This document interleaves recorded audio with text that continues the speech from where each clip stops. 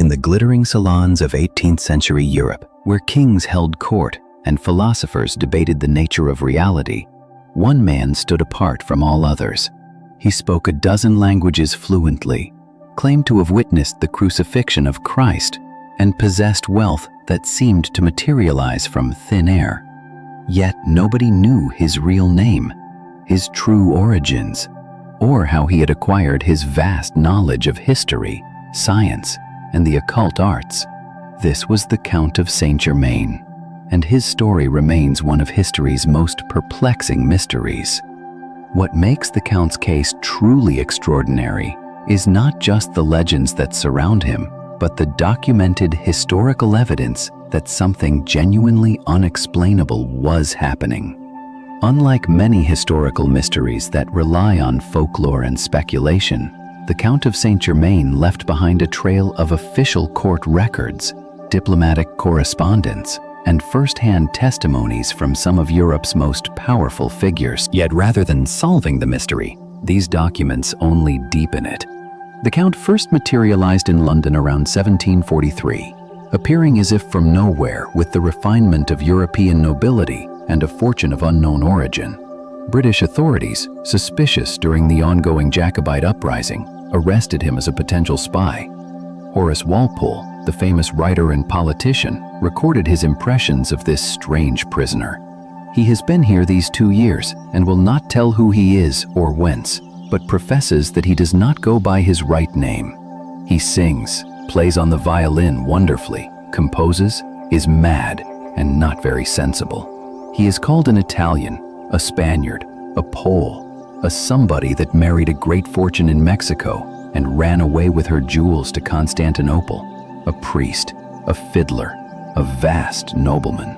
This description captures perfectly the enigma that would define the Count throughout his documented life. He possessed undeniable talents and obvious noble breeding, yet refused to reveal even the most basic facts about his background. What's particularly striking is that even under arrest, facing potential charges of espionage, he maintained his mysterious silence about his identity. This wasn't the behavior of a typical adventurer or con artist, who would likely have fabricated a convenient backstory to avoid trouble. After his release from British custody, the Count made his way to the court of Louis XV in France, where his reputation truly began to flourish. Here, in the most sophisticated and skeptical court in Europe, he became a regular presence and trusted advisor. Madame de Pompadour, the king's influential mistress and one of the most intelligent women of her era, took a particular interest in the Count. Her lady-in-waiting, Madame du Haussett, left detailed memoirs documenting the Count's extraordinary demonstrations. In one famous incident from 1757, King Louis XV presented the Count with a flawed diamond worth 6,000 livres, challenging him to remove the imperfection. The Count examined the stone carefully and promised to return it within a month. When he did, the diamond had been transformed into a perfect gem worth 10,000 livres. Madame du Haussett recorded every detail of this event, and the Comtesse d'Adhémar reportedly kept the transmuted diamond until it was stolen from her secretary in 1766. But the Count's abilities extended far beyond what appeared to be alchemical transmutation. He demonstrated an encyclopedic knowledge of European history that left educated nobles speechless. During dinner conversations, he would casually relate intimate details about events from centuries past, speaking as if he had been personally present. When pressed about these apparent memories, he would simply smile enigmatically or change the subject. Voltaire, the great skeptic of the Enlightenment, wrote of him with grudging admiration, "He knows everything and never dies." The mystery of the Count's identity has spawned numerous theories, each supported by tantalizing fragments of evidence. The most compelling suggests he was the third son of Prince Francis Leopold Rákóczi II of Transylvania and Charlotte Amelia of Hesse-Rheinfels. According to this theory, documented in historical chronicles from 1736. The prince had 3 sons who were forced to abandon the dangerous Rákóczi name after their father's failed rebellion against the Austrian Empire. While the 2 elder sons became known as the Marquis of San Carlo and Saint Elizabeth, the 3rd son supposedly took the name Saint-Germain after the patron saint of their family. This Rákóczi connection would explain several puzzling aspects of the Count's life. Prince Francis Leopold had left considerable property and investments in France through Louis XIV's patronage, including income from estates, whose rents were deposited in the Hôtel de Ville in Paris. The will specifically mentioned provisions for a 3rd son, which could account for the Count's mysterious wealth. Moreover, this noble lineage would explain why he was so readily accepted at European courts, despite his refusal to discuss his background. Yet even this most credible theory raises as many questions as it answers. If the Count was indeed a Rákóczi prince, why maintain such elaborate secrecy? The family name, while politically sensitive, would not have been enough to require a lifetime of deception. And this theory cannot explain the Count's apparent knowledge of events predating his supposed birth, or the numerous witnesses who insisted he appeared not to age during their decades-long acquaintance. Contemporary accounts consistently emphasized the Count's apparent immortality as his most disturbing characteristic.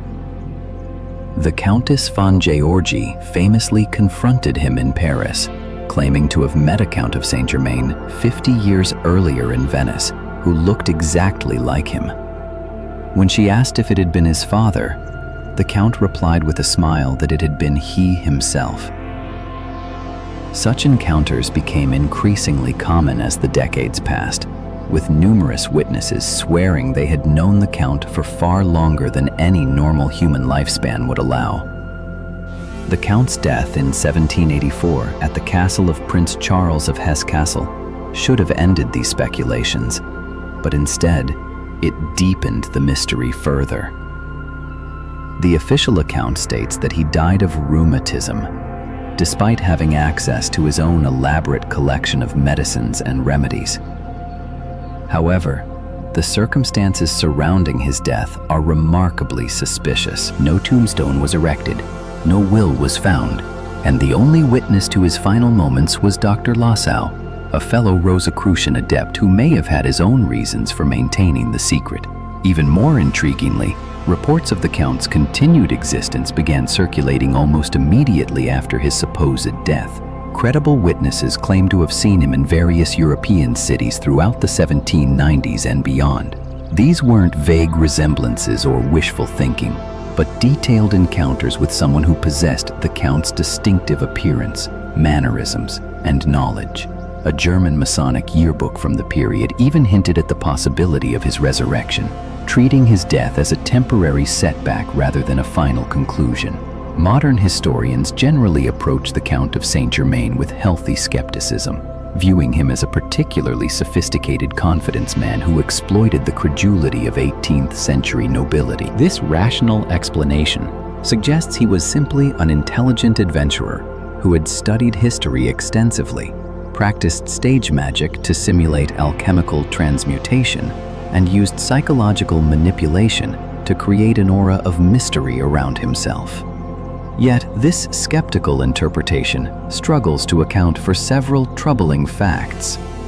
The Count never appears to have swindled anyone or used his reputation for personal gain beyond securing comfortable accommodations at various courts. Unlike typical con artists, he avoided rather than sought publicity, and his demonstrations were performed for kings and philosophers who were hardly naive marks. Most significantly, he possessed genuine expertise in multiple fields, including advanced chemistry, music composition, and linguistics that would have required decades of study to acquire.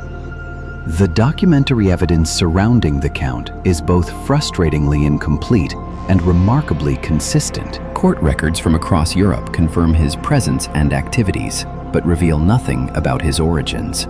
Perhaps most tellingly, a complete dossier on the Count, maintained by the French court, was mysteriously destroyed in a fire at Paris's Hôtel de Ville, eliminating what might have been the key to solving the mystery. What we're left with is a figure who embodied the contradictions of the Enlightenment itself. In an age when reason was beginning to challenge superstition, when scientific method was replacing alchemical speculation, the Count of Saint-Germain represented something that couldn't be easily categorized or explained away. He was simultaneously a man of science and a practitioner of the occult arts, a diplomat engaged in rational political negotiation, and a mystic who claimed to possess the secrets of immortality. Perhaps the most unsettling aspect of the Count's story is not what he claimed about himself, but what others claimed about him. The testimonies don't come from superstitious peasants or gullible mystics, but from the most educated and skeptical minds of the age. Kings, philosophers, scientists, and diplomats all encountered something in the Count that challenged their understanding of what was possible.